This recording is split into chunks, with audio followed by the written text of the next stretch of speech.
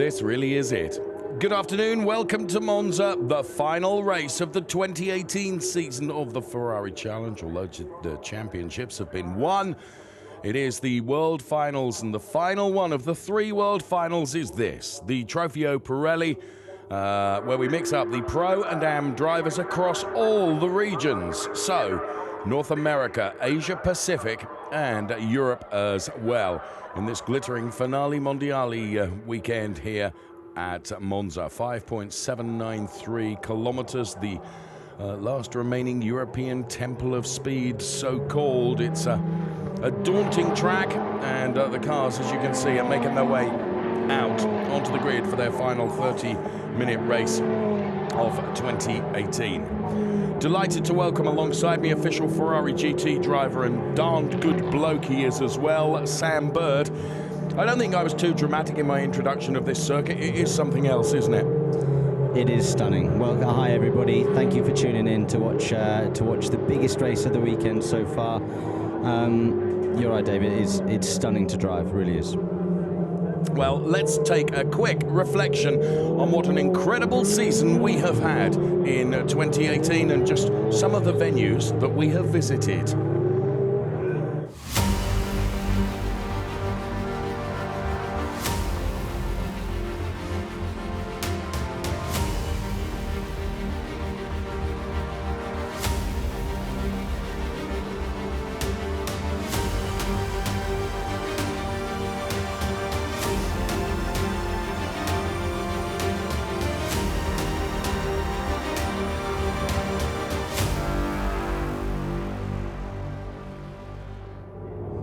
So as you said, Sam, stunning venue, and the gloves are off because this is the last race of the season.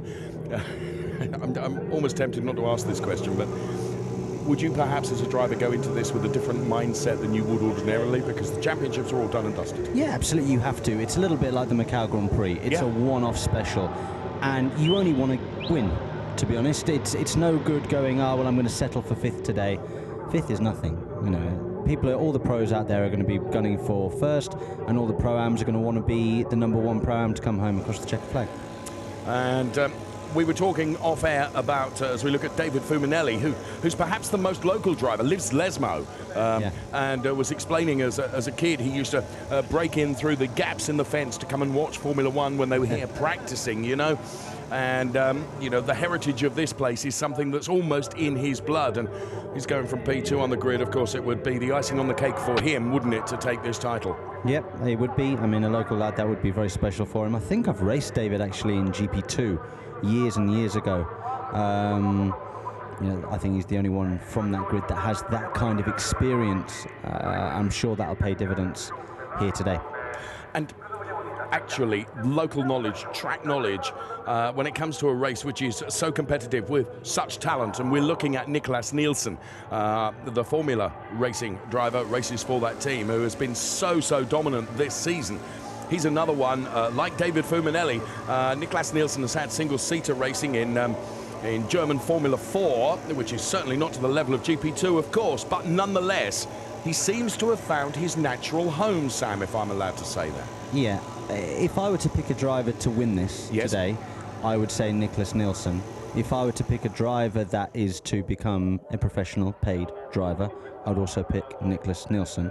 The one thing, though, that he's got to get past a very experienced Fuminelli and a very hungry Grossman, who, as we were speaking about before, this is the one thing that he hasn't won in the Ferrari Challenge sort of era. Yes. So, you know, you've got a very hungry guy on pole, you've got a very experienced guy in second, you've got the fastest guy, in my opinion, on the grid in third. It can be a cracker today. Yeah, I think you're right. It's going to be 30 minutes filled with great action, I feel sure.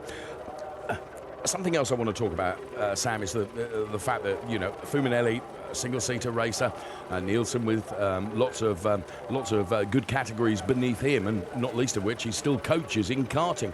Björn Grossman is, you know, he goes to work every day. He races cars at weekends. I think, and it sounds like I'm selling the Björn Grossman CV, I'm not, but actually, as an impressive racing driver who does not do this as a profession, I think he has extraordinary ability.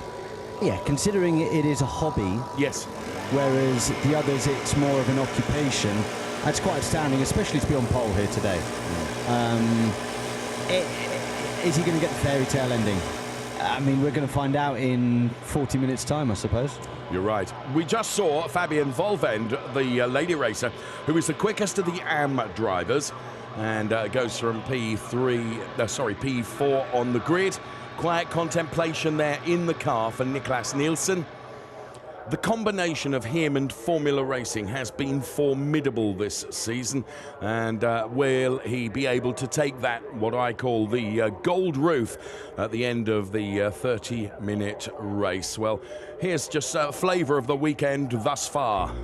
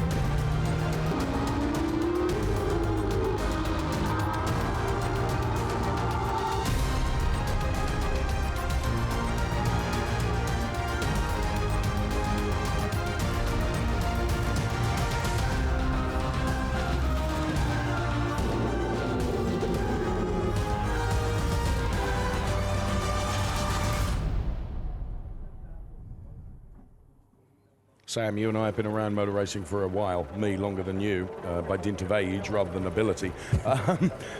When Ferrari put a weekend on, a Finale Mondiale weekend, it is extraordinary, isn't it? Yeah, not only because of the drivers, not only because of the cars, but also because of the people who support and that are passionate about this amazing brand. That's what really makes it so special. Don't think too many other sports car or car brands can have that kind of emotion. I always remember many, many years ago when I was at first asked to join the Ferrari family, everyone said it's when you become part of that family, it is something very, very special. And I thought, do you know what, Sam, that's all hyperbole. Actually, it's true, isn't it? Absolutely, absolutely.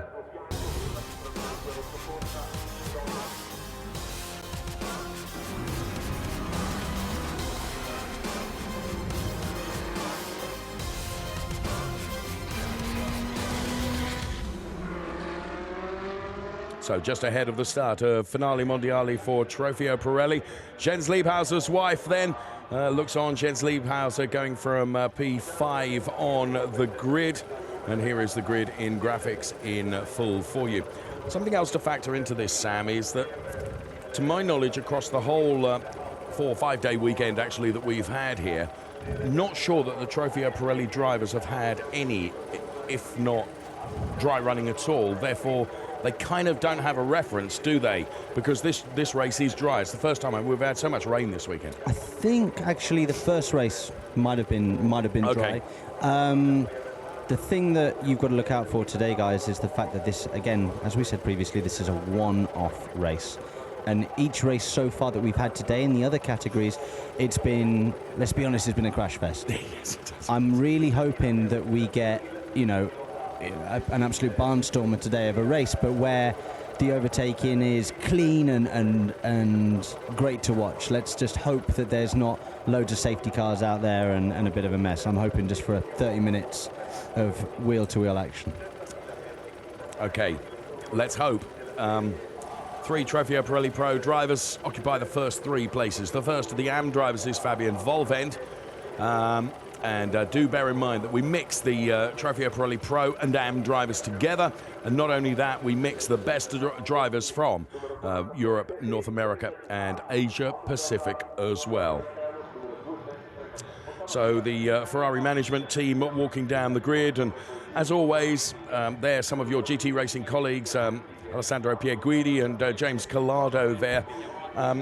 this is about the race that we are about to see, but it would be remiss of me, Sam, not to inquire of your season this season in your racing categories, and one of which, of course, WEC is continuing. Absolutely. I believe myself and Davide are having our strongest season to date in terms of how we're working together with our engineer. It hasn't gone to plan, not for any mistakes that we've made, but look, we're going to keep on pushing till the end. Well, we wish you well, of course. So, down the grid, always supported by management, and there, the Fabienne Volvend fan club on the grandstands, and there is the car. Fabienne Volvend, another extraordinarily successful racer who seems to have found her natural home again in a GT car. I was talking about her in a Tin Top series a couple of seasons ago, and just was there or thereabouts, but didn't really shine. But in this GT category, Sam, or the challenge category with these big GT cars, she seems to have shone. Well, she's currently in the Pro-Am category, and she's leading that on the grid here. She's ahead of 12 pros.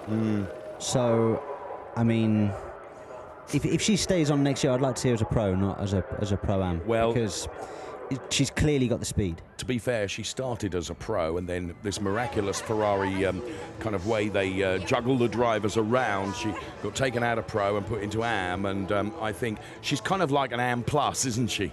Yeah, I would agree, but clearly capable of hanging towards the front. Yes. So I hope she stays there for her sake today. Yes, well, engineered by Octane 126, and we just saw another one of the lady racers from the Ferrari Challenge. Agata Smolka, who had the race of her life to a podium in the world final in the last race, so well done to her. Chris Froggatt, now this is another remarkable story, Sam. 2 seasons ago, the man had not raced a car. Goes off to Dubai, does some racing to get the points for a license, comes into the Ferrari Challenge and has an okay year. This year he has blitzed it, absolutely blitzed it. And there is talk of him continuing perhaps in the Challenge next year, but maybe also going into Blancpain or something like that in a proper GT car. Yeah, he has proven that he's just improved, got better throughout the year, and he's gone from, in my opinion, sort of being towards the front at the beginning and now dominating the second half of the season in his category. It's every element of what Chris does as we look at Cooper McNeil, another hugely successful driver, of course, just come off the back of an IMSA success. But you look at Chris Froggatt now, he's lost lots of weight, he's more physically fit than he ever was, apparently he's studying data much more, and he's the last one to leave the paddock, you know, so he's taking it very seriously, Sam. As you need to, at this kind of level, as you need to. So Cooper McNeil then, probably the tallest driver on the grid, 7 foot something. So Grossman, Fuminelli.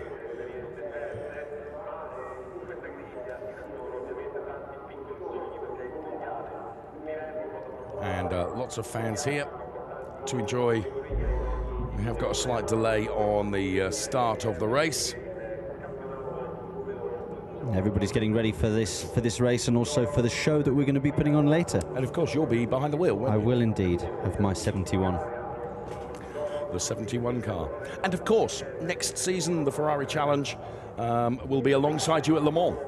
Yes, it's done it before, I think in 2016, I think it was. Yeah, I think you're right. It was 2 years ago. Yeah, always good to see the cars out there. And actually, I mean, their top speed is phenomenal at Le Mans. I mean, they really get a move on. Yeah, James was saying that it is extraordinary, you know, when in comparison with you guys, where the Challenge cars are capable of being. In terms of straight line speed, they're much, much faster because of the balance of performance that we get in GTE in the World Endurance Championship. The cornering ability isn't as good and the braking isn't as good, but my God, in a straight line, I mean, they'll be shifting at Le Mans well over 200 miles an hour. Wow.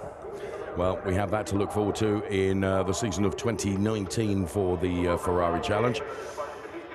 So there we're looking at the back end of the Cooper McNeil car. To the left-hand side of the picture is the number 27 car of Alessandro Vezzoni, one of the longest-standing campaigners in the Ferrari Challenge. Looks like Alessandro Balzan. That is indeed Alessandro Balzan. Yeah, great driver. I've shared a car with him at the Daytona 24. Yes. Should have won the Daytona 24 with him back in 2017. We had 1 hour to go and the engine blew up with a 20-second lead. But yeah, good guy. And he's looking after Cooper McNeil. And Alessandro, he was paired up with Christina Nielsen at one point. Believe I'm right in saying. Yes, exactly. They won they won the IMSA Championship together. There we go. In the dim and distant, you see, it's the recall I have problems with, Sam. It's advancing years for yes. Sean Hudspeth is going from further down the order than he would have liked to. It's P15 start for Sean Hudspeth, so he's got a lot of cars ahead of him, but equally, he's got a lot of cars behind him as well. And when you get into that first pinch point here at Monza, all of a sudden that chicane becomes very, very busy, doesn't it, Sam? I would not want to be anywhere between about 7th and 20th. It is that sort of concertina pinch that you get here at Monza. We've seen pretty much in every race so far this weekend, there has been some contact, and there has been somebody being tripped up, spun round, going across the grass, through the chicane. It's very difficult to keep it clean. Yes, I fear this race will probably be no different to that, as we can see the crews are beginning to take the tyre trolleys away, and hopefully we're getting a bit closer towards this race starting. For whatever reason, we have been delayed somewhat.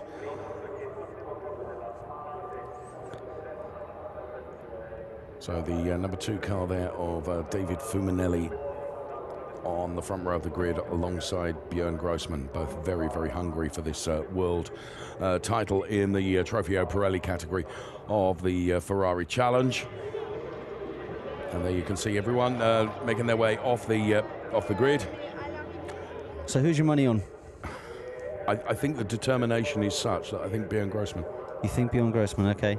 Come on, So actually I earned a sportsman's bet in the studio here. I'm going with the young whippersnapper with Niklas Nielsen. If he can somehow work his way past Fulminelli, I think he can get the better of Grossman, as to be honest, as he has most of the season. It's great that Grossman's there. It's great that Fulminelli's there. I think they add a very different aspect to this race. If Nielsen was starting from pole, he would have the ability just to disappear. Yes. Now he's got to work past two much more experienced older men who will want to put him in his place, as it were, for this one race. Rather than tell you beforehand, I took £1 off James Collado yesterday. Yeah, well, you won't be taking £1 off me. Okay. Staying firmly in my pocket. You watch. Come on, Niklas. So Niklas Nielsen then is the sporting bet prediction from Sam Bird, and it's not a bad one, that's for sure, but he has got to get past David Fuminelli and Björn Grossman. And as I said in the build, Björn Grossman, he feels that he's been cheated out of this title before. It's one that he desperately wants to win. His championship chances were wrecked really by the dominance of Niklas Nielsen. Yep. This is the one opportunity he's got in terms of one-upmanship, because he's ahead of him on the grid. And there's no championship points up for grabs, therefore the pressure is off.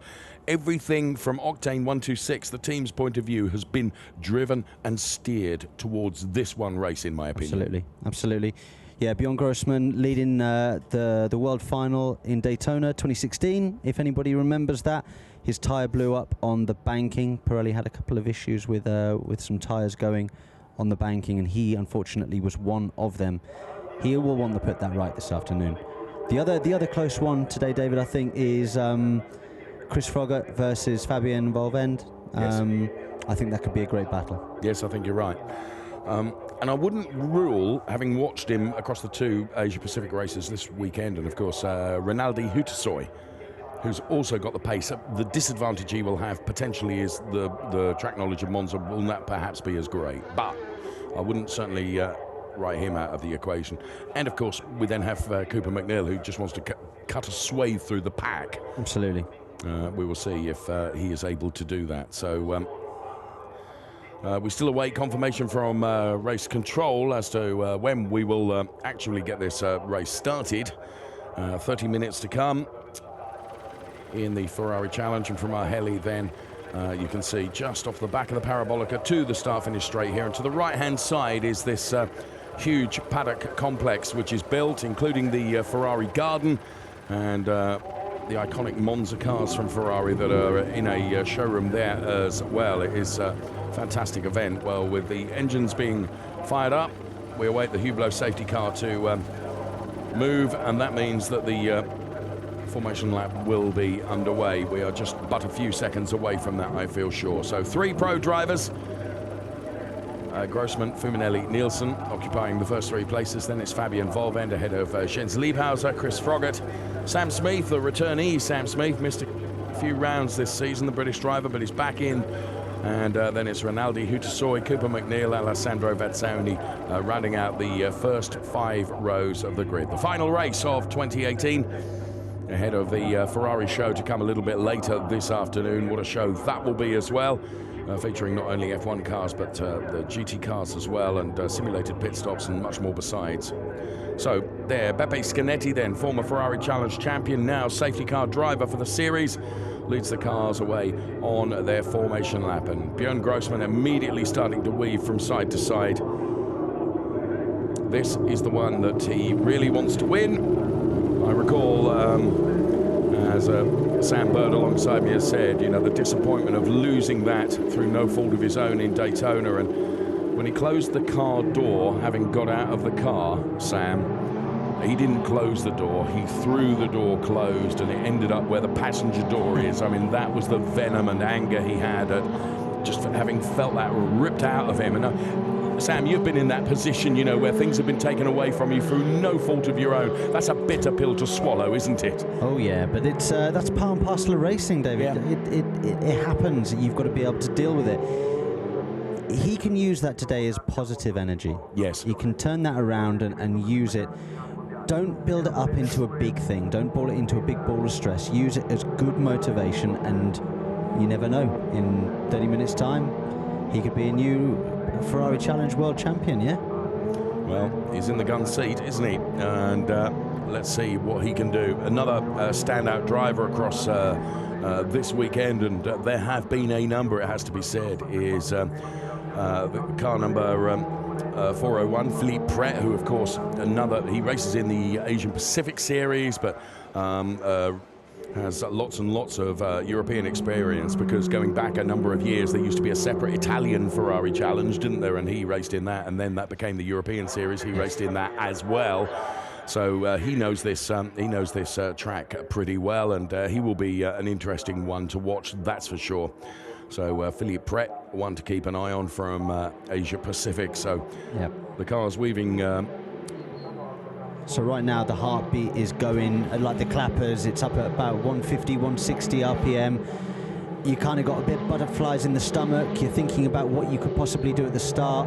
You're working on getting your tyres and your brakes up to the optimum temperatures and pressures, and you got to get a good start. That's what Grossman's got to do. Fuminelli, Nielsen, they're all going to want to get to that first corner in the lead. Yeah, I think as the lights go green, gloves, of course, will be off, and this will be a fantastic race. So the tension begins to build here in the studio as well, because they line up in grid formation behind the safety car.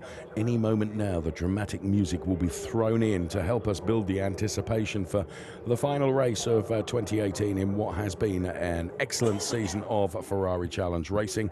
And there is the lighting gantry, and there is the tension beginning to build on the pit wall. Stand by, hold on to your hats, we're about to go racing.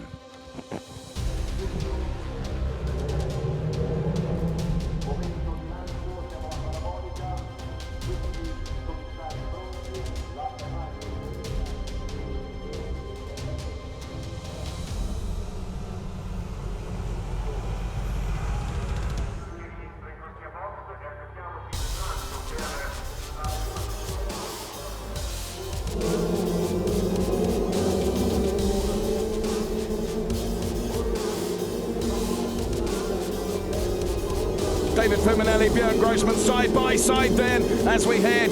Now the lights have gone green and Björn Grossman looks to have the edge. Someone has gone out. And that looks like Henry Hassid, and Cooper McNeil is involved in that as well. And still they're crashing. That's going to be an immediate race suspension, surely. That's a red flag, absolutely. I didn't pick that up because, of course, I was looking at Björn Grossman and also at the David Fuminelli car, and that just kicked off behind You can see everyone there. There is just one of the cars involved in that, the Benjamin Heights car. Thankfully, Benjamin is out of the car and is okay and walks away, as you can see. Will be furious and bitterly disappointed that his race is over. Sam, did you see that unfold? Because I didn't. Honestly, I didn't. I was keeping a close eye on the battle for the lead at the front. Firstly, it's great to see people walking away from what looked like quite a nasty crash. Red flag, as was predicted. But no, I didn't catch it. Something has happened on the right-hand side of our screen, so the left-hand side of the track. Yeah. I think that somebody's gone for a gap. The gap has been closed, and then they've turned into the wall, spun back into the track, and people have been passengers. And at that point, Sam, you're really accelerating, aren't you? So the three cars involved, Cooper McNeil, Henry Hassid, and Benjamin Heights. Well, we'll doubtless get a replay of that. Our first and primary concern is to make sure that they're all okay. We've seen Benjamin Heights out of the car. We can't say the same for Henry Hassid and Cooper McNeil, but I'm sure that they're okay. That was not the way we expected or wanted the race to start, to be honest. The race has been red flagged. Safety car was called for initially. I never felt that that was going to be enough because there is so much debris across the track. And there you can see the Christian Birchinger, the team principal of Octane 126. He, of course, is engineering both Björn Grossman and Fabian Volvend. And interestingly, Chris Froggatt had got by Fabian Volvend, I think, before they'd even got to the chicane. Yes, it looks like that way on the timing screens. But because it's a red flag at the start of the race, will they have to do a restart from their original position? I would have thought so, because they haven't even completed a lap. No, exactly. So I think it might be a little bit messy. It might take a bit of time, but I believe Fabian will start again ahead of Chris. So let's have a look here. Let's try and work this out, David. So Sam then, experienced, successful racing driver. As he says, he wonders whether a gap was gone for, but began to close.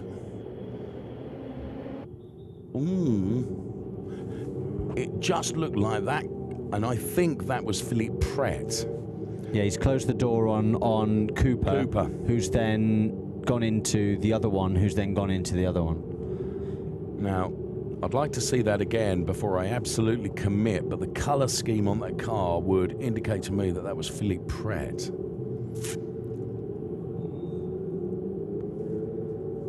So from this heli angle, it might be better for us to pick out exactly what happened. There's the touch. Yep. Oh, messy, and so unnecessary at the start of the race. What I want to say is it was avoidable, wasn't it? But the car.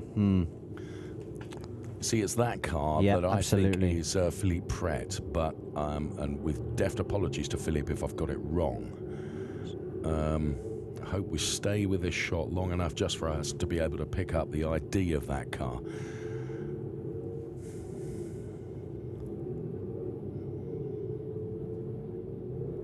I mean, and there were various drivers there that actually, there's many more drivers got involved in that than we've so many innocent parties that have been involved in that. Completely unsighted. There's nothing they can do, really, is there? There might be a couple of cars that are damaged at the moment, yet might be repairable. I mean, of course, those four at the back, they're done. Those cars, you might as well put them in the skip. But there might be a couple that could be salvageable here. Let's see how long this red flag takes. Hopefully it's not too long. Well, there is certainly a lot of debris to be cleared up. There's the Christian Overgaard car number 45. Christian Overgaard racing for the Baron Service team. And I tend to agree in that I think once everything is sorted out, given that one lap wasn't completed, I think we're going to have a complete restart. However, that's not a given. We'll wait for the information on race control, but I fear we're a little way away from a restart in whatever form it will take. Just a reminder to you that you are with us here for the Finale Mondiale Trofeo Pirelli Pro and Am World Championship across all the regions. So that's the kind of damage that I'm talking about. That is quite a heavily damaged front bumper. However, you could say that enough tank tape hold that together, or could they quickly get a new front bumper? That's Mark Muso's car. So yes, gaffer tape. All good cars are held together with gaffer tape. Yeah. I don't quite like the bulge in the bonnet, but Yeah. No mark on your wheels. it's drivable. It's fine. Get on with it.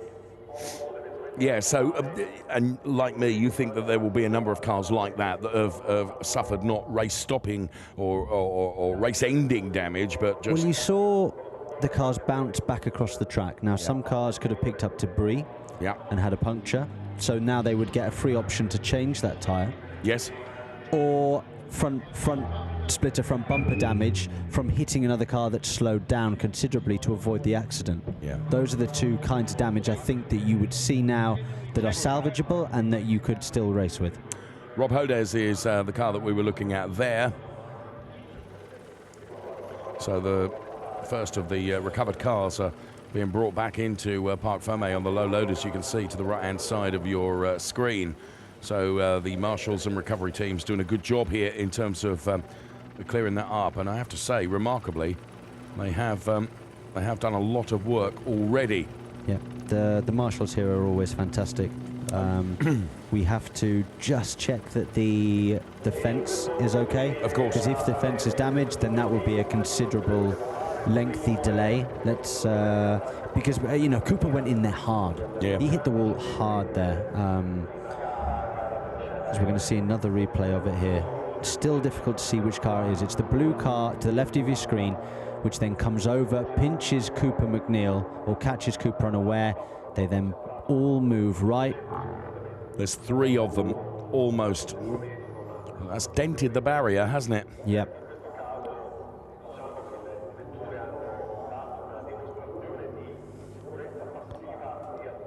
The Hublot sponsorship getting a bit of a bit of a dent.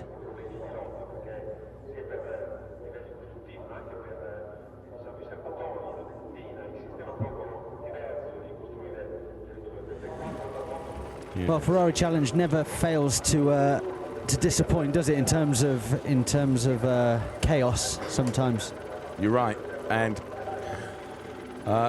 with the championships, as I say, done and dusted, this is always going to be one of those races that I'm afraid to say, like the two previous world final races, was always going to have some drama in it. We perhaps didn't expect it to be A, quite so severe, or B, actually that part of the pack. Although perhaps I'm not surprised by that, because there are just so many cars out there on track. So 29 cars started the race. I wonder how many cars are going to restart the race. I think we'll be about 5 short. Okay. Well, I think if we are only 5 short, Sam, that we'll have done a jolly good job, if you know what I mean. Or well, the car me and you will have did nothing. The car will have done a jolly good job. Yeah. We must also say, and I mentioned this in the race earlier, and you did give due credit to the Marshals and the stewards, and not only the Marshals and the recovery team for their hard work, but of course, without those Marshals, I wouldn't enjoy the sport I enjoy. You wouldn't participate in it. Around the world, we rely on them, don't we? Of course, they are absolutely essential. Okay, whilst this red flag situation, let's take a look at some of the XX programs that are out on track earlier today.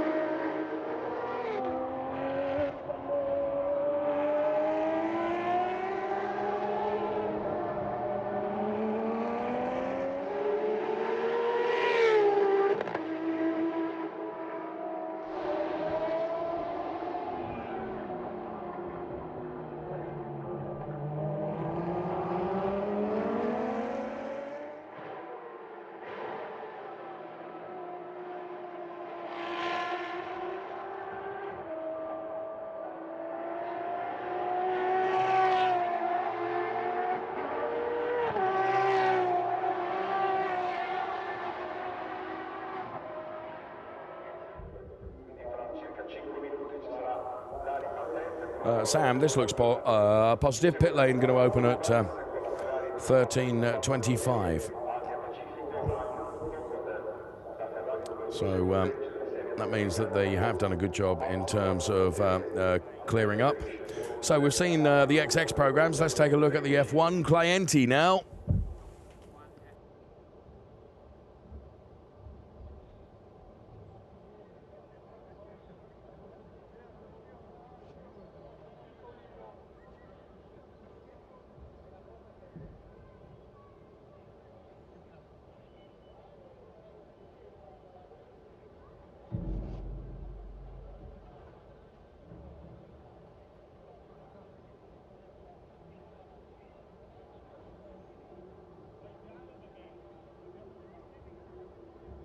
Well, regrettably, we haven't got the sound of the F1 cars, and of this vintage, that's exactly what we want, because these cars sound awesome, don't they? And what a privilege it must be, Sam, to actually own one of these cars. And I was talking, there you can see one of Fernando Alonso's Scuderia cars. I was talking to Christian Overgaard, who actually owns a former Jean Alesi car. Oh, I do. I've been standing down there all week, just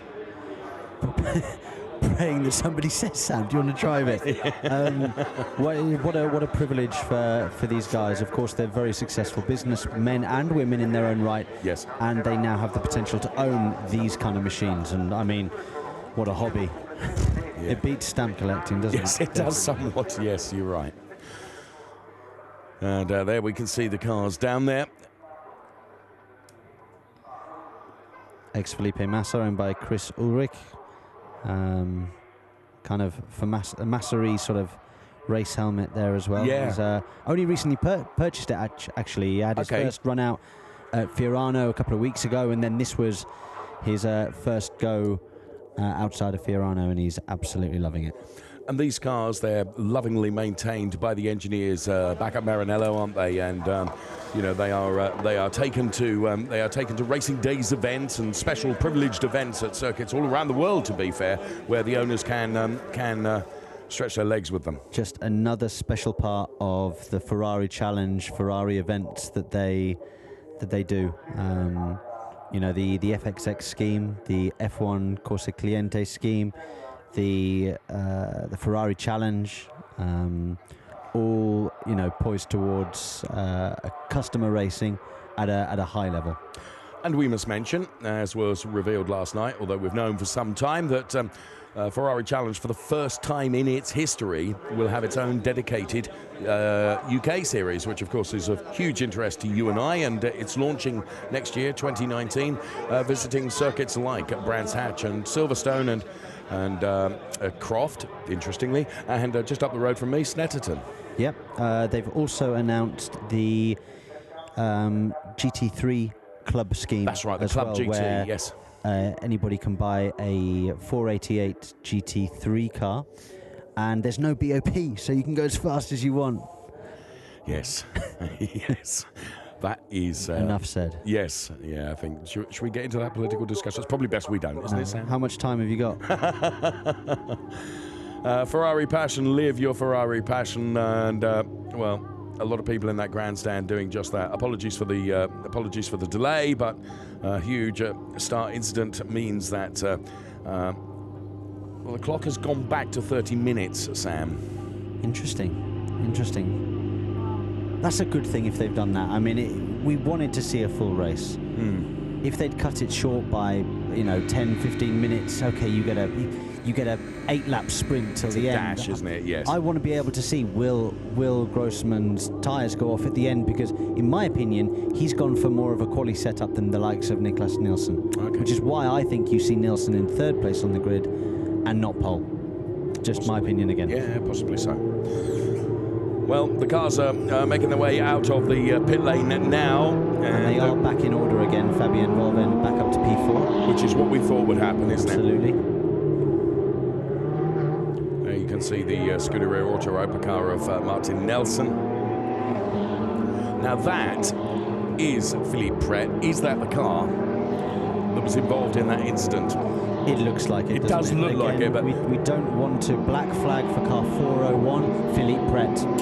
Oh, there you go. I breathe a sigh of relief, Sam, because it's one of those things, and, you know, I've spoken about you a number of occasions. I don't think I've ever said anything bad about you. I certainly hope not. But I hope not. Yeah. Do you know what? When you call something, all we can do is say what we see. Yeah. And he'll be gutted as well. You know, his race is now over. He will not be able to participate in this race. But in a way, it's only fair because he didn't mean to cause that, but he did cause a very, very large accident there in the middle of a high-speed straight. So I think it's the right call by the officials. He has affected the race. But look, it's a shame for him also. Massive, massive shame for Philippe Brett. And there are a number of, setting aside the cars that have been taken out of the race through significant damage. We can see here on the Marc Musso car that, you know, there are other cars that have been impacted as well, Sam. Yeah, absolutely. I find it really painful to see Ferraris with a bit of damage. Yeah. Painful. Anyway, we're going racing very soon. So, now the race duration has been reduced to 28 minutes. 28 minutes. So they're taking 2 minutes off. Are they going to run another formation lap? Well, the fact that they're not behind the safety car right now suggests that they will they meet the safety car on the start-finish line? That's what only the drivers themselves and the teams down there actually know what's going on. Yeah, we don't know what's going on. What the start sequence will be.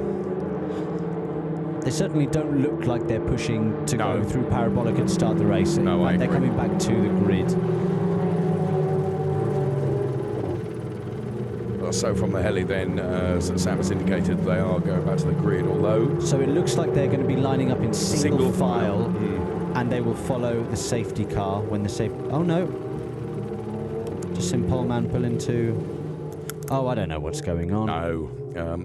We will... no, they are going into their grid boxes. Yep. Well, I was with you because it looked like they were all single file.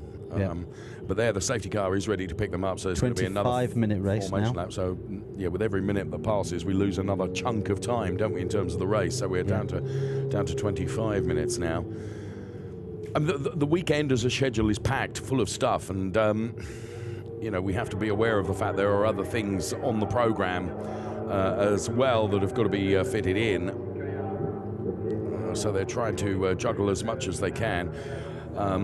25 minutes is the time that's put on the clock, as you can see to the left-hand side of your picture, which is, I'm tempted to say it's what the drivers see, but you probably don't even have time to look at that, Sam, when you're in a race.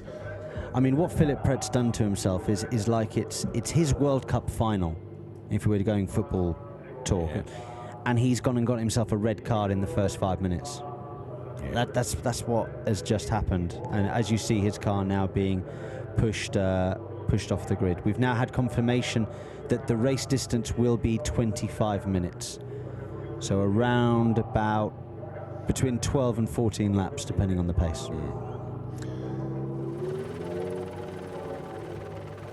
So confirmation then, as you can see on screen, new race duration is 25 minutes.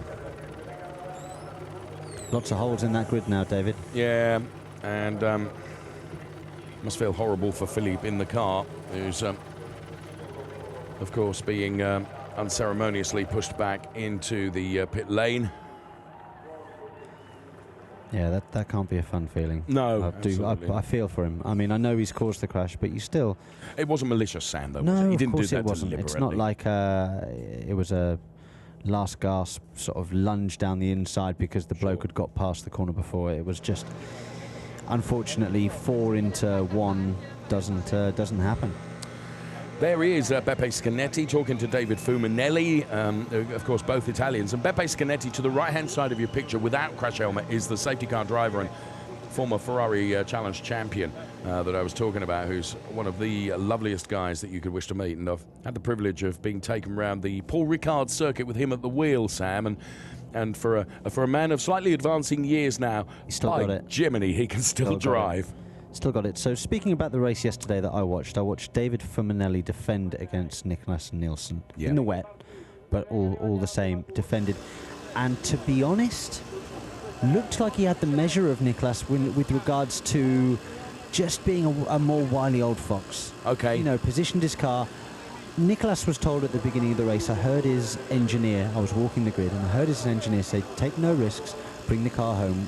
We want the car ready, perfect, ready for the world final tomorrow. So that's what their ambition is. That's what their ambition was. Now it's all out war for today. Yeah. However, he still would have wanted to win that race yesterday. If he could have got past, he would have done. But I don't think he could. Fulminelli placed his car very, very well yesterday. Are we going to see the same again today? Well, it's very possible. But I tend to agree with you in that Fulminelli has got the benefit of a bit more experience, hasn't he? And I talked about that race that you watched yesterday. And he positioned that car, as you say, exactly where he needed to prevent anyone from coming by. Absolutely. Which is his, or your right, or any racing driver's right. You can defend as much as you want, can't you? And you can place your car where you want to. And actually, when you're attacking, as Nielsen was, the measure of a good attack, in my opinion, is not losing your rag and trying to go for unorthodox overtakes where you just can't make it happen. You just ease back, because ultimately it's not worth binning the car in the hope of trying to get past, because the pace was relatively even. I appreciate that probably Nielsen had the pace advantage had he managed to get past, but it's Absolutely. all very well. You can get there, but you've got to go round him. You are totally correct there, David. He did it. I reckon he had 3 to 4 tenths on Fulminelli. As much as that? Every lap. But he just couldn't find a way past. Fulminelli parked it on the inside, braked very well, very neatly, and said, well, look, if you're going to overtake me, you're going to have to brake really late and really deep, and you're going to have to go around the outside, and good luck to you. And that's exactly what happened. Nielsen couldn't find a way past. He started the last couple of laps, almost looked a little bit desperate to try and overtake. Yeah. He was told, as I just said, no risk, so maybe he was taking no risk, but he tried to brake incredibly late the last 2 laps going into the Parabolica and could not make it stick, couldn't do it. As you said, the grid contains an awful lot of holes now, doesn't it, where cars that should be in the race are not in the race. We have seen the Philippe Pret car taken out. In fact, from our commentary studio here, the Philippe Pret car is right below us now, as Philippe Pret has been black flagged and is out of the race.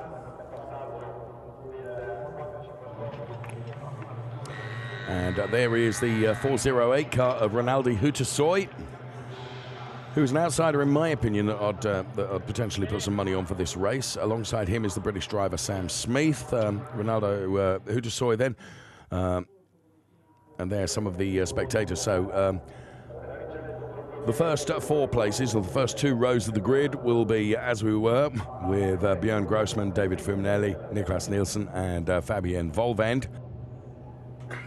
Interestingly, in the space of but a few hundred meters at the original start, Chris Froggatt had got by not only Fabien Volvend, but Jens Liebhauser as well. That must be frustrating. He'd done a good job. He's got to do it all over again. Sam? Again, part of racing. Yeah. You know, that the rule states that if there's a red flag on the first lap, it goes back to original positions. Yeah, he'll have to do it all again. However, it's not like she's out of touch. It's not like she was 20 positions in front. No. She's there. She's within touching distance. She's 1 row ahead. It's there. So the pit lane has been closed, so I don't think we're far away from the race, the restart. Safety car will lead the cars away on a formation lap. We'll get a full restart, but the race duration has been reduced to 25 minutes. Beppe Scanetti then inside the Hublot safety car, ready and awaiting the instructions from race control as to when he can start the formation lap. And a somewhat depleted grid. And there the cars are started. And from what was a huge grid of cars, it becomes somewhat depleted now following that opening lap incident. Even before we got to the first chicane. One of the keen and eager photographers here, ready to capture some of the action from the Ferrari Challenge Trofeo Pirelli Pro and Am Drivers World Final, where we pit Asia Pacific, North America, and Europe all together. So right now on our timing screens, it shows the original positions for the start. However, we now know that Cooper McNeil, Philippe Pret, and some more are missing from that mid-pack. We're not entirely sure of all the cars. No. And we're going to get a good indication after Sector 1. Yes. But for now, we actually don't know the order from about 10th, 11th down. Right, safety car is off then. We're on board with that now. The cars will be released just a few seconds later. And the formation lap will get underway. It is the Trofeo Pirelli World Final Race. And here to bring you comms throughout the race. Alongside me is Ferrari GT driver Sam Bird, offering us his insight and opinion throughout the race as well. So you can see the cars making their way through the chicane for the first time of asking. If I'm honest with you, Sam, that's where I expected the problems to be on the opening lap, not before we'd even got there. Yep, completely agree. It's been there all weekend. There's been a crash in every single category so far at that first chicane. I never would have thought it would have happened across the start-finish line, but that's the kind of thing that can happen with a rolling start. So John Dillon there in the orange and black car, another British driver who's committed to the Ferrari Challenge for next season once again, and great that John Dillon is staying with it. Seen incredible improvement from John Dillon over the course of the season. And cars weaving from side to side. You can see the damage on the front of various cars as they make their way around this track. Those that were caught up in that incident, but the damage was not race-ending, thankfully. They are back out on track once again. And there on the Mark Musso car, you can see it very definitely.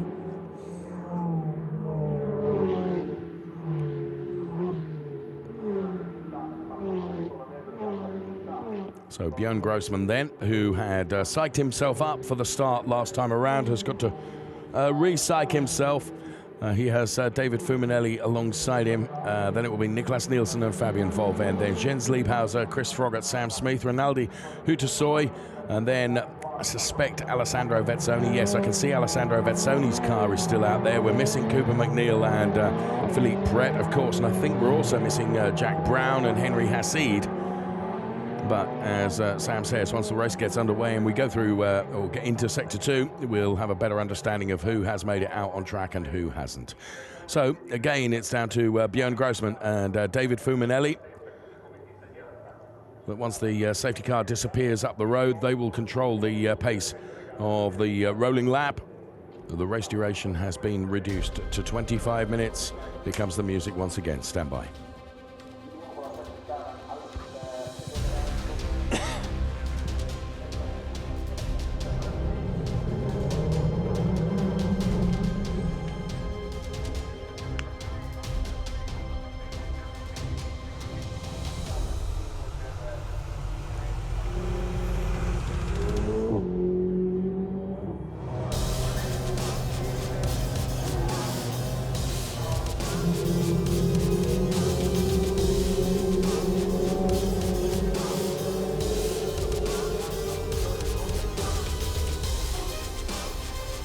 The lights go green then, let's go racing. Björn Grossman, David Fuminelli. Grossman got a better start that time because he is at least half a car length ahead of David Fuminelli, I think, as they head up towards the chicane. Niklas Nielsen is looking very lively indeed. Fuminelli, though, in the second stage looked like he was the king of the late breakers. They go side by side through the chicane, and Fuminelli puts himself ahead of Björn Grossman, and here comes Niklas Nielsen. Grossman has got damage. Penalty. Yeah, he's got damage.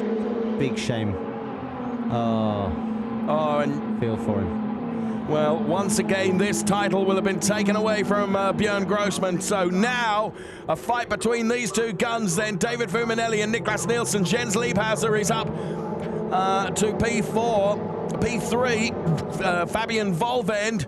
And Nielsen already all over the back of David Fuminelli, so it will be a repetition of what you saw with, of course, Fuminelli putting the car wherever he can to try and deny Niklas Nielsen. So we have just under 24 minutes on the clock.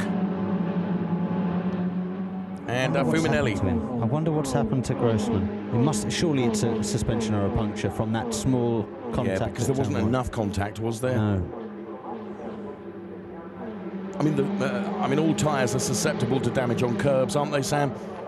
They are, but they also rubbed a little bit, and I'm just wondering whether there's been some damage in that small contact. Oh, and here comes Nielsen then, out of the stream of David Fuminelli, who just lets the car drift to block his line, doesn't he? Here's Alessandro Vezzoni on the inside of Sam Smith. So into the Parabolica then. And the order is Fuminelli from Nielsen, then Liebhauser and Fabian Volvend,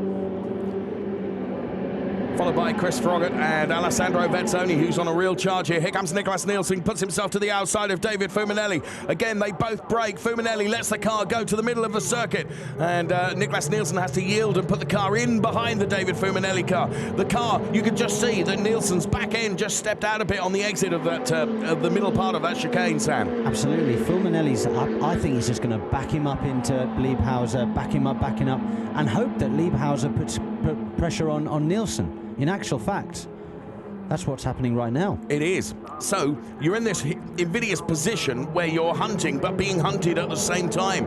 So Nielsen, his focus is going to be taken away perhaps from the attack on David Fuminelli by virtue of the fact he's got to defend against Jens Liebhauser. Yeah, it's a game of chess now for Nicholas Nielsen. How can he try and outsmart David Fuminelli? What does he need to do? How can he position himself on an exit of a corner or force Fuminelli into a mistake where he can then get the inside for the next corner? That's the thing. Right now, Fuminelli's shown him the door to the outside every time and then braking late. And Nielsen doesn't have a way past. Or he didn't yesterday. Sure. He hasn't so far. Well, he's certainly sticking with him, and for the moment he's broken away enough from Jens Liebhauser that Liebhauser is not the threat that he once was. So on this long straight now before the Parabolica around the back of the paddock area here at Monza, Nielsen makes his commitment to the outside. Will he try and get underneath the Fuminelli car now? No, he doesn't. Fuminelli into the Parabolica then with Nielsen. Now, isn't it the entry to the Parabolica where you can set up perhaps a move going into the chicane, Sam? Absolutely, but again, you saw there, Fuminelli just showed him down the outside. Said, "You can go around the outside of me, mate. Give it a go, but I'm not letting you down the inside." And we're seeing it again here. It's going to be last of the late breakers, though, going into the first chicane. Whoa! And again, Fuminelli parks it down the inside, releases the brake when he gets to the apex, and says, "You're not coming through." That's a masterclass, isn't it, in how to defend and defend fairly, Sam? He's doing it very fairly and very effectively. Nicholas is going to have to change his approach. However, interestingly, yes, he was ahead at the finish line. If he does that on the last lap, Nicholas will win without actually leading on the timing stream just then. Yes, so, you're right. Oh, as we see... Oh, no, I think that's Alessandro Vezzoni. He's into the barriers. Just caught that as the car went off onto the grass. So Nielsen here then. The thing is, what Nielsen... Oh, and he's gone from one side of the track to the... no, he hasn't. He's not right, time for a three-pointer, is it? It'll be all right. It'll be green flag by the time they come back around. What Nielsen has got to do is to try and sell David Fuminelli a dummy, hasn't he? But David Fuminelli is just too wise. You said yourself, he's a wise old fox, isn't he? But not old, but a wily fox. I think he's got to put enormous pressure going into the Parabolica and then get the cut back and just get the car down the inside going down the straight. Okay. Got to do that. But as we see, Fuminelli's driving an inside line pretty much everywhere. If you see here on the exit of the Parabolica, he's not going wide. He's not going super wide like you would normally. And now he'll tuck back to the right-hand side of the straight, which will soon be the left-hand side of our screens. Yep, there we go. You're right. And he will park the car there, and he'll do that all day long. Now he'll be last of the late breakers here. I wondered whether Nielsen was going to take a look underneath then, but he wasn't close enough to be able to do so. And once again now, of course, the more these two fight, it does play into the hands of Jens Liebhauser a little bit. He's able to join the party, isn't he? And the pace is so slow because Fuminelli is defending for the whole lap, that Fabian Volven is able to stick with these guys. What a great job she's doing. Yes. You know, she's there in the fight for the race win. Yes, you're absolutely right. Well, across the curbs they go then, and Fuminelli and Nielsen still being denied by David Fuminelli. It's exactly David Fuminelli's right to put the car wherever he wants. Niklas Nielsen's got to try and find a way by, and at the moment, wherever he wants to go, of course, the Fuminelli car is being placed to prevent that happening. Again, going back to the Pro-Am category, yes. Chris Froggatt's had an issue. I think he might have been caught up in that sort of contact out of the second chicane. So he's now down in P11, which gives Fabienne Volvend almost not a clear run at the trophy today, but it certainly makes her life an awful lot easier. It does, because she's the nearest challenger is Rinaldi Hutasoy, who is some distance down on her. So you're right. This is playing into the hands of Fabienne Volvend. Just an interesting move there from Niklas Nielsen, I thought, which took me by surprise a little bit. So Alessandro Vezzoni then just got his rear wheel onto the gravel there. Oof. The minute you put a wheel offline, you're in trouble. And what happened to Grossman here? There was some contact there. Okay, because the car is slowing now, isn't it? Yes. I think it's rear left contact earlier on in the corner.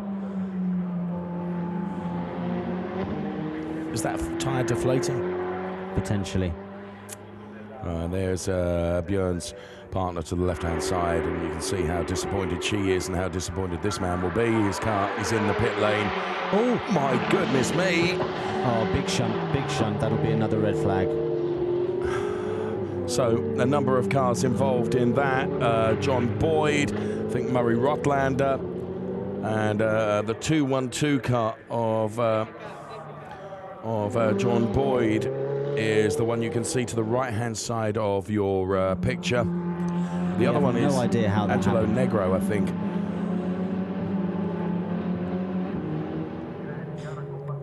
So there is the 251 car of Rob Hodes, following the car of Tommaso Roca. Oh, so John Boyd then, as I mentioned, in that 212 car. Pleasingly, good to see that Angelo Negro is out of the car, and the other car that is involved in that is the Murray Rotlander car. It'll be good to see Murray out of the car as well. So the safety car has been deployed. Again, another one in a straight line. That's a very dangerous crash. And Tommaso Roca was, of course, there was nothing he could do to avoid being picked up in that. No. He was minding his own business. Look at the right-hand side of your picture at the speed there. No, that's very dangerous. Very, very dangerous. I know we've said it lots of times before, Sam, but when you're on the grass and the grass is damp, you actually accelerate, don't you? But also, he was very lucky. The car was slightly airborne going over the sausage curb at the apex. Yes. If that car had made good contact with that sausage curb, that crash could have been another 3 times as bad. Oh, thankfully, Murray is out of the car and is perfectly okay. So this crash is now under investigation, as you can imagine. David, such a shame, because we were having a good final up till then. I know the red flag and everything, we put that to the back of our minds. We were enjoying the chess match between Niklas Nielsen and David Fuminelli, and the longer the safety car stays out there, and I think this is going to be a lengthy one, the less racing these fans here at the track and the fans at home are going to be able to see. Less racing. You're right. I'm sure you just stand there in bewilderment almost. Now, the incident involving cars number 92 and 27 under investigation. That, of course, was the earlier incident with Alessandro Vezzoni and Sam Smith, not this incident that we're looking at. So another big recovery operation. We've got just under 14 minutes on the clock of race duration remaining. Safety car leads the cars away then, and so there's now If I'm Nicholas Nielsen and I'm in that car, I'm thinking, well, it's not working right now. Okay. I've got to change my approach. How am I going to change my approach? I've got a safety car restart. Right, that can be where I can catch him napping. That could be my in to try and get the lead. Okay. So, super slow-mo then of David Fuminelli, who has been defending like Billy O, but doing it in a perfectly fair way and denying Nicholas Nielsen. And as Sam says, what Nicholas needs to do now is to change his approach. Fabian Volven, leader of the AM classification, and having more luck than her Octane 126 colleague Björn Grossman, who regrettably his car is parked up in the pit lane. Okay, so if we go to the restart, what Nielsen has got to do, he's really got to be able to anticipate when Fulminelli's going to go for it, hasn't he? He would have also seen that David Fulminelli's right-hand mirror is bent away from him. Yes, it is. He will be blinded in turning into right-hand corners and be slightly susceptible to right-hand corners right now. Okay. I would hedge a bet that maybe Nielsen's seen that. If I was in the car, I certainly would have noted that and gone, right, if I was Fulminelli, I'd feel vulnerable there, so that's where I need to try and make my attack. I need to have a look and really put pressure on all right-hand corners at the moment. So you're looking at Lesmo 1, Lesmo 2, feint to the inside, make him feel like he's vulnerable there, and then attack the next corner, or also down the inside into the first chicane. Okay. It's really fascinating to sit here and listen to you, and when you're in a race you are noting things like that, because that is all part of your strategy going forward to make you a winner. Yeah, you pick these things up over many years of experience. It's not driving and just concentrate on going fast is not enough to win races anymore. I have to have the brain capacity to think about everything, right, and all of these things I will be thinking about while driving flat out. Now is a time to really be precise in my thought process. I need to be thinking about my tyre pressures. I need to be thinking about my brake temps. I need to be thinking about if I need to change my approach, like I think Nielsen does, I need to be thinking about that. What can I do to change to try and get into P1? Is there anything you can do at this moment when, as you say, when you're behind a safety car, it does give you a bit more time to think, Sam? What can you do to for the longevity of the car, to make the car better, or the car best prepared for the restart?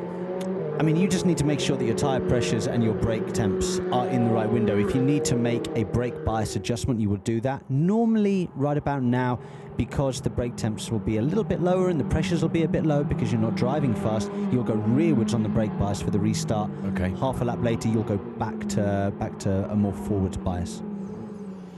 Okay, all interesting stuff indeed. We are with the Hublot safety car now. Remarkably, the cars, as we can see Maurizio Arrivabene there to the left-hand side of the picture.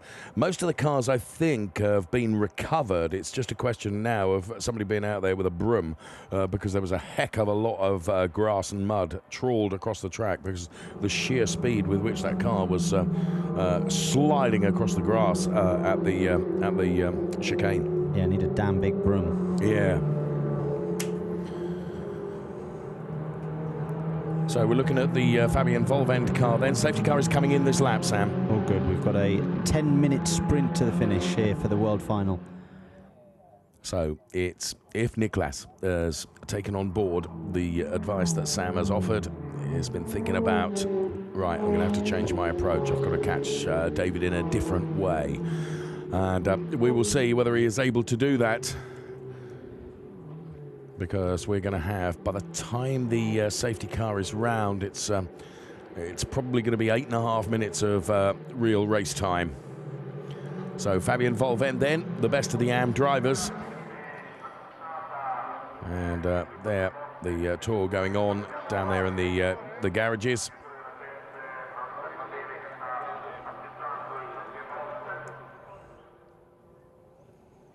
Now the safety car making its way now. All cars weaving from side to side. Whilst this weaving is going on, Sam, I am guessing that Niklas is going to be just absolutely intent on when he sees that Fuminelli car go. which it does now. He hasn't done the best thing. He didn't stick with Fuminelli. Fuminelli used his experience and caught him napping there a little bit. So Fuminelli from Nielsen, from Liebhauser, from Volvend. Here we go then, as we get the green flag, and we have 8.5 minutes of this race remaining. Niklas Nielsen flashing his lights in the hope that he can distract Fuminelli just for a moment. He has got the inside line now, but Sam, he's nothing like close enough, is he? No, not close enough there. Wasn't the best restart from Nielsen. Fuminelli was busy weaving and then went straight from a weave straight into an acceleration into Parabolica. It worked really well for him. So around Curva Grande now goes Niklas Nielsen then. The chase is on to David Fuminelli, but I have to say Fuminelli absolutely nailed that restart and has left and put all the pressure on Nielsen, who's got to get within terms. But Fuminelli really shortcuts that chicane. Now, he hasn't gained a position, but he's gained a bit of an advantage, Sam. Very naughty, and I think the stewards might have a little look at that. Fuminelli's experienced enough, though. He might just back the pace off and let the gap reduce a bit to say, look, I made a mistake.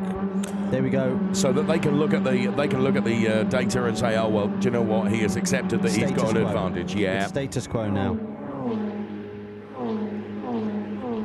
So Fuminelli then, local driver, lives in Lesmo, and Niklas Nielsen, of course, has raced so phenomenally well this season for Formula Racing from Denmark and has really made his mark on the Ferrari Challenge. Has won the Trofeo Pirelli Pro Championship with ease, it has to be said. And now he's chasing down David Fuminelli for the one title that he would love to grab, which is that of the world champion across all three regions, Asia Pacific and North America and Europe as well. On board with David Fuminelli as he accelerates this incredible Ferrari 488 car, the first turbo car ever in the Ferrari Challenge. Start finish straight now, heading towards the chicane. Just watch how Niklas Nielsen will try and get closer under braking as we go into that chicane now. He dives to the inside, and Nielsen does edge ever closer to David Fuminelli. Fuminelli over the curbs. We can almost feel that with this onboard shot that we had. Absolutely fantastic, but again, just looks like with only 6 minutes of this race remaining, Nielsen was marginally quicker last lap, Sam. He was, but I'm not sure he's got enough here. I'm just not sure. A warning flag to car number 2 for track limits at turn 4. Yep, he's played his Joker card now. He can't do that again. No. I think I don't think that'll worry him too much. It was a big mistake, and he used the runoff area and he stayed in front. Fine. Slap on the wrist. He won't be doing that again. So Fuminelli runs just a little bit wider there. Niklas Nielsen was a tad tidier. Now this is Tommaso Roca. So the battle-scarred Tommaso Roca car from that incident which brought out the safety car just a short while ago, but Tommaso Roca still running in the race.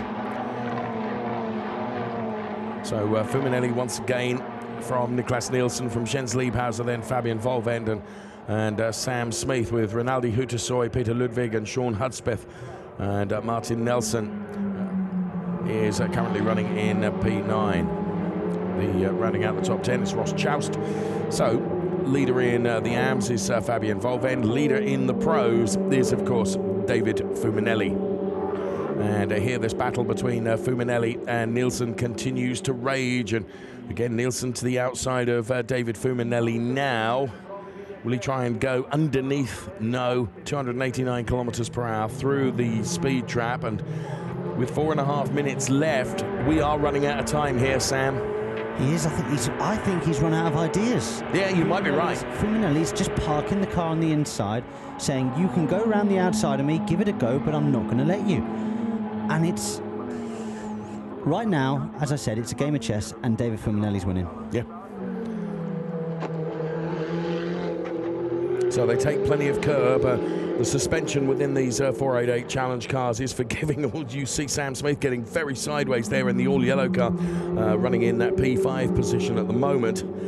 Now, what Nielsen wants is for Fuminelli to make the tiniest of error, and that's all it would take, isn't it, Sam? Just one small error if Nielsen is close enough to be able to pounce. Put the pressure on, focus on your exits, get the job done. It's easier said than done, yeah, though. Of course. As he's now right behind going into Ascari, which isn't normally an overtaking spot. Is he going to give it a go? No, he's just showing the door, trying to put the pressure on, apply the pressure. Now, a good exit here is what he needs. That's the best run he's had through there all day. So now he's going to be really close going into Parabolica. If he can get it done around the outside, this is the time to do it. This is as close as he's been. This is as close as it's been all race. So, set up off Ascari. He goes to the inside now. Well, to be fair to Fuminelli, he allowed him. Absolutely fantastic. He allowed him room. Absolutely fantastic. He could have closed the door and it would have been a race probably ending instant for both of them. But now Fuminelli is welded to him, Sam. This is going to be a fight all the way. Can Nielsen defend as well as Fuminelli has done? He's got 2 laps to go now. 2 laps to go. Fuminelli will not have liked that one bit. He got absolutely mugged there going into Parabolica. As they touch again, and they've both gone straight. They've both gone straight on. And Fuminelli, no, I'm sorry, that's not. Fuminelli's going to have to give that place back. Yes. Yes, he is. I mean, we love to see the fight between the two of them. Neither of them were going to be able to make that turn, and they didn't. Oh, if he doesn't give that back, this thing's going to be won in the steward's room, so hopefully he gives it back. Please not. Please not. David, just let Nicolas go by, because... As I think he's going to now. I think that's what he's... Is that what he's doing? No, he isn't, Sam. No, he isn't. And they're both slow, you know. They're both as if they've both got damage. Do you know what? This could be going to Jens Lieberhausen. You know what? Fabienne Volven could get involved in the mix. We've got 2 laps to go here at Monza in what has been a chaos of a final. And we're still none the wiser as to who's going to win this race. Well, here comes Nielsen, who's trying to have to do it all over again, and I really think this is unjust, Sam. Neither of them should have shortcutted the chicane, but they had to.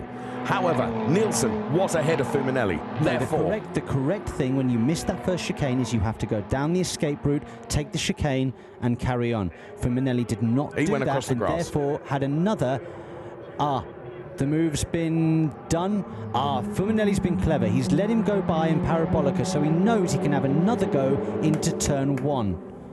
I'm so glad we've got you with us, Sam, because you're able to tell us exactly why a move like that has happened. So Nielsen, now look, Nielsen's trying to break the toe. We're into the last lap. He's trying to move around the straight now, try and break the toe.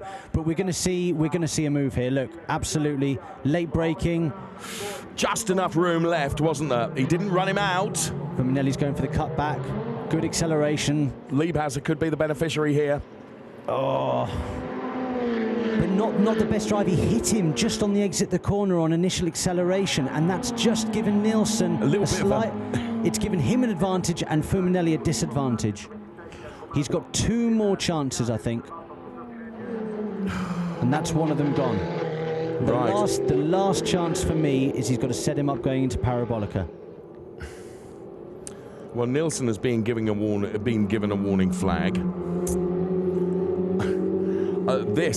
Please, what we want is whatever happens on track is for that to be the result. Yes. I think Fuminelli he's lost it now. I don't think he's close enough to Nicolas Nielsen, is he? No, he's Nielsen's got a tiny bit of breathing room now. Unless he makes a small mistake, a small lock up here, or misses an apex, I think this is game over. Well, it has been, as Sam Bird alongside me has said, it's been a chaotic race.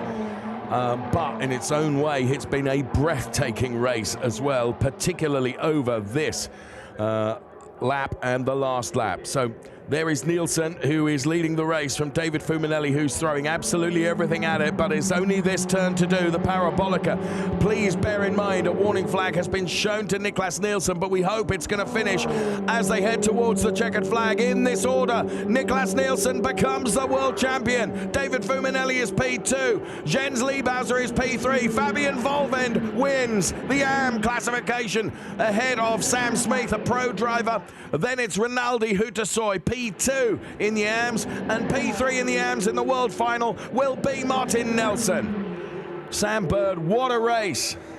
Oof. I mean, I was worried that we weren't going to get too much racing today, but we got plenty at the end of that. Absolutely extraordinary. I mean, the move that he set up on Fuminelli, he jinked left, Fuminelli then jinked left, and then he dived to the inside. That's fantastic. Was that not the selling of the dummy, you know? Absolute selling of the dummy. Yes, it was. It said to Fuminelli, I'm coming down the inside whether you like it or not. If you turn in, we will both be out of this race. And now, what are you going to do about it? Is what basically Nicholas did with his car, and it was absolutely fantastic. Here it is, Sam. Here we go. Talk about it. To the outside, dive to the inside. There we go. And you saw Fuminelli have to turn out again because he thought, oh my God, well, if we both touch here, then we're both out of the race.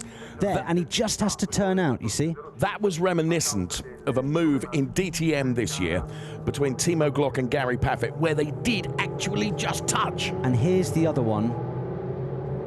See, I think that's naughty from Fuminelli. He did give the place back. That's absolutely fine, and that's But he did it where he wanted to. He did do it where he wanted to. Wow, absolutely extraordinary. Extraordinary. Well, world final, a Trofeo Pirelli race. Amazing. Nicholas Nielsen, David Fuminelli, Jens Liebhauser, ahead of Fabian Volvend, then the winner in the AMS, Rinaldi Hutasoy, second in the AMS, and Martin Nelson, third in the AMS. See, the pace between the front few was not... No. You know, it was very, very close. Fabian Volvend able to be within the same tenth, pretty much, as Nicholas Nielsen. The pace today was not super fast, but boy, was it exciting. Absolutely.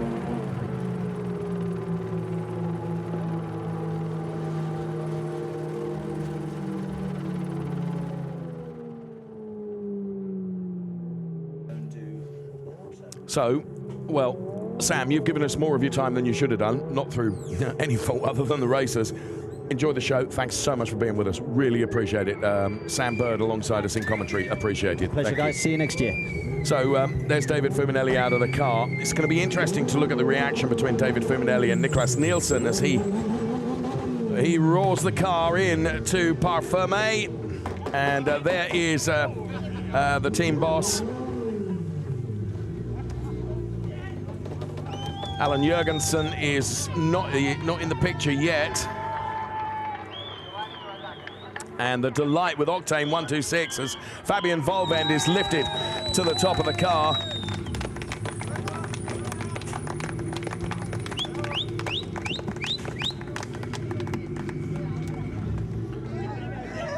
Extraordinary celebrations. And Björn Grossman there, that's big of him, given that he wasn't able to contest the race. He's there to congratulate Fabian as well. There you can see the disappointment on Björn Grossman. That's Christian Berchinger, but Björn Grossman, you just see at the back of the picture there. He still hasn't been able to seal that world title, the one that he so desperately wants. But Nicholas Nielsen is on top of the Formula Racing car that has led him to the Trofeo Pirelli Pro World Championship. Let's take a look at the highlights of that extraordinarily dramatic race.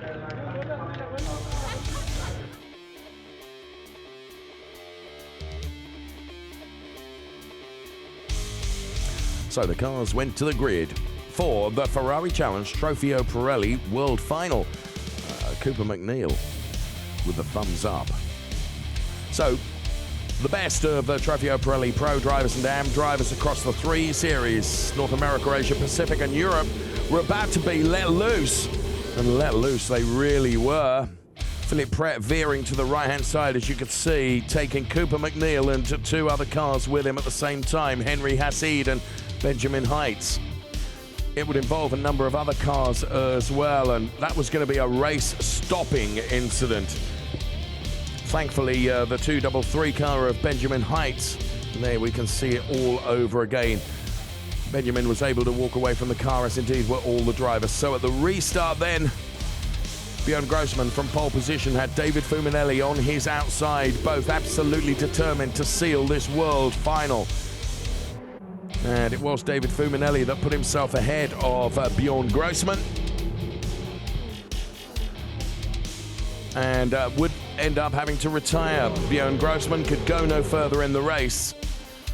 There was more drama to come, and this incident here was frightening. But again, the integral safety of the Ferrari 488 Challenge cars, with all drivers just walking away from incidents like this. For Murray Rotlander, absolutely remarkable, and John Boyd getting out of his car perfectly okay as well. So safety car out this time, and it was going to be a real dash for cash towards the end of the race. Thus far, David Fuminelli had been able to defend from Niklas Nielsen, but this was the overtake move that would send the world final the way of Niklas Nielsen. They had one more lap. Nielsen had to make the car as wide as possible. Both of them missed the chicane. Now Fuminelli finds himself ahead of Niklas Nielsen, but he has gained an advantage by not going through the chicane. But in the end, he gave the position back, and Niklas Nielsen would become the world champion in Trofeo Pirelli Pro. And taking it in AMS, it was Fabian Volvend. What a race.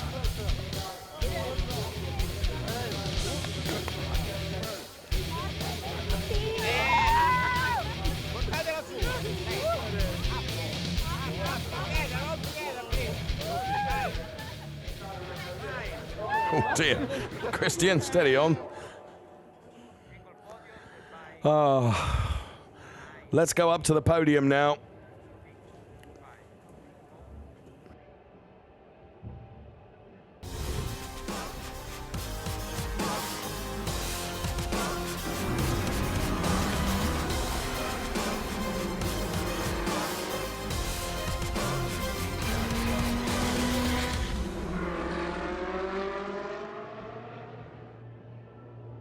So 2 podiums await, one for Trofeo Pirelli Pro and one for Trofeo Pirelli AM. Classification in the pros, first of all, Niklas Nielsen, David Fuminelli, Jens Liebhauser, the drivers we are going to see on the pro podium.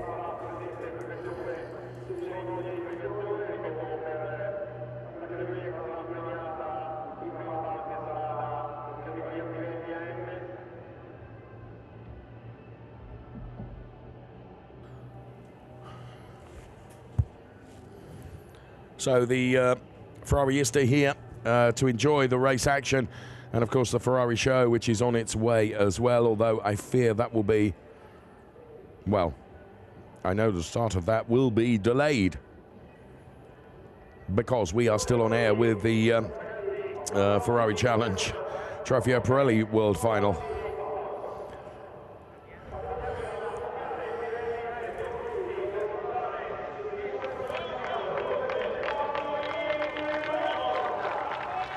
So let's get the podiums underway then. Alan Jurgensen to the right-hand side of the picture. There's Martin Nelson takes, so it's the AM podium first of all. Martin Nelson then on the on the third step of the podium, forgive my confusion. Rinaldi Hutasoyu takes P2 in the world final. And Fabian Volvend for Octane 126 wins the Trofeo Pirelli AM World Final.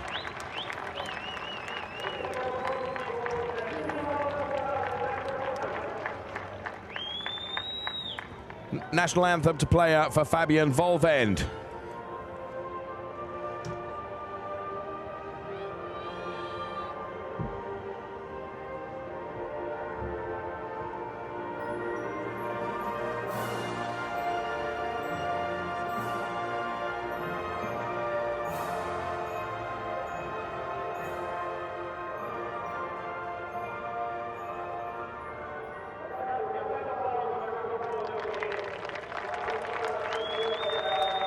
So the anthem plays out for Fabian Volvend. And James Collado there to do the first trophy honours to Martin Nelson for Scuderia Autoropa. What a good weekend it has been for Scuderia Autoropa. Looks like Alessandro Pierguidi to me. Indeed, he makes the trophy presentation to Rinaldi Hutasoy.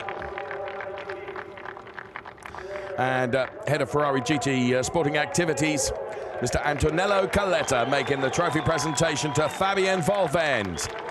She is world champion.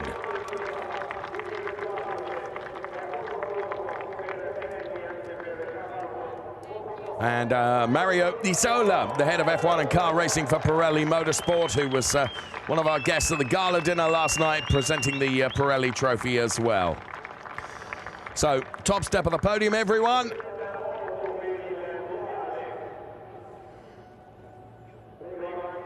Photographs all taken.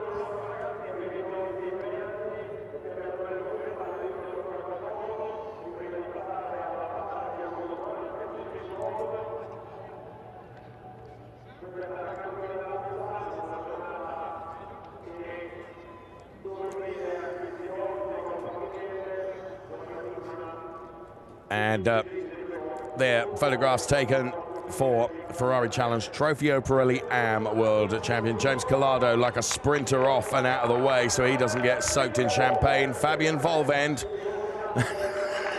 Martin chasing someone down. And there is the world champion, of course, in Copa Shell AM. Watching on. Brilliant stuff. So super slow-mo of the top three. Martin Nelson for Scuderia Autoropa taking P3. Taking P2 for Asia Pacific, Rinaldi Hutasoy. And taking the win, of course, Fabienne Volvend. What a stellar year she has had in the Ferrari Challenge. Well done, Fabienne. So we have one more podium. And that, of course, is for the Trofeo Pirelli Pro, where we will be seeing Jens Liebhauser, David Fuminelli, and Niklas Nielsen.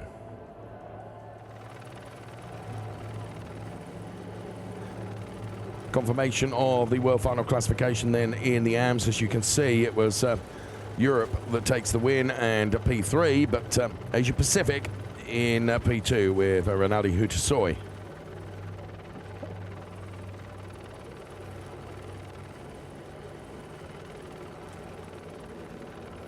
So, from this vantage point, I think drivers beginning to make their way out onto the podium for the Trofeo Pirelli Pro podium. Formula Racing standing by.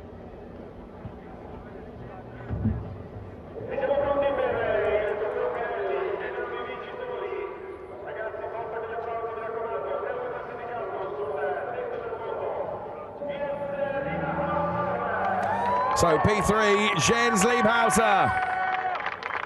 P3 in the world final.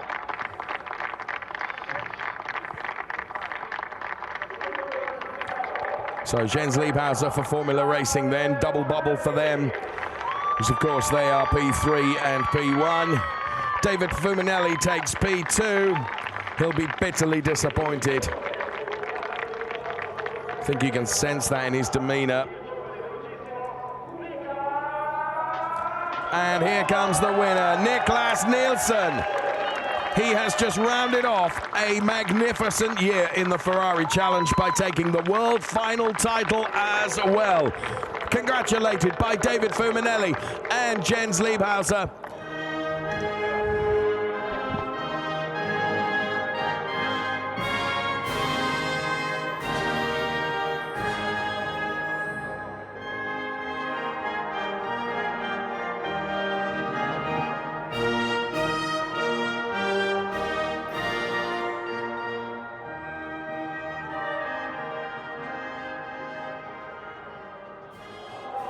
Here come the trophy presentations then as the national anthem plays out for Niklas Nielsen. He did say to me yesterday, watch me go in the world final, Dave. Okay.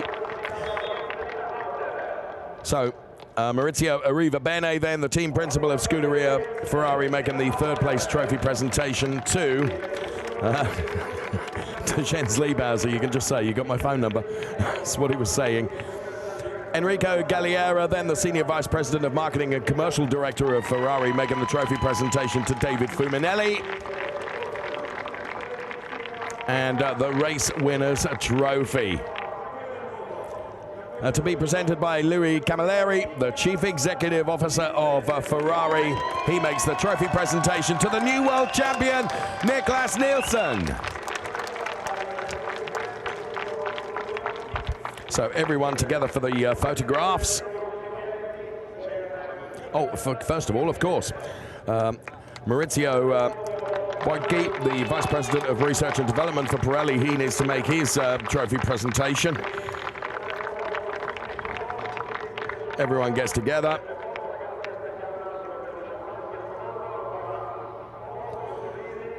Lift your trophies, gentlemen, please.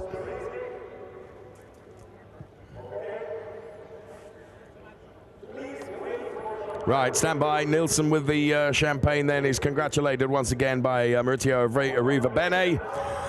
Stand by, here comes the champagne from all of us here in Monza. Thank you so much for watching. Bye-bye.